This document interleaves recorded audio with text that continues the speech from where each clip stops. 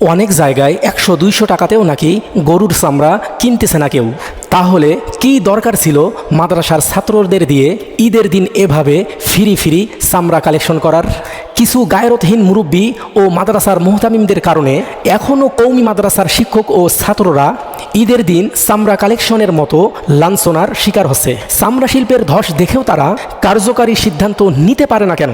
ঈদের দিন 1.5 লাখ টাকার গরু কোরবানি দিয়ে একজন কসাই 15,000 টাকা নেয়, আর মাদ্রাসার একজন শিক্ষক সারাদিন চামড়া কালেকশন করার পরও মাদ্রাসা থেকে 1 টাকা পায় না।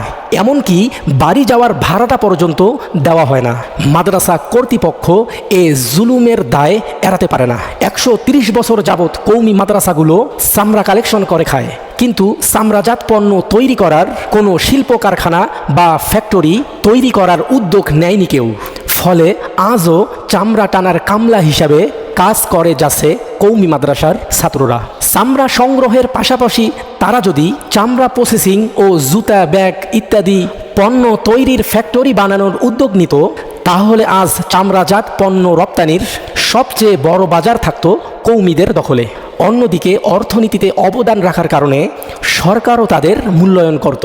এখন কওমির ছাত্ররা সারাদিন চামড়া টানার কামলা দিয়ে একটি চামড়ায় পাচ্ছে 100 টাকা, আর সেই চামড়া দিয়ে জুতা বানিয়ে বাটা কোম্পানি নিচ্ছে 5,000 টাকা।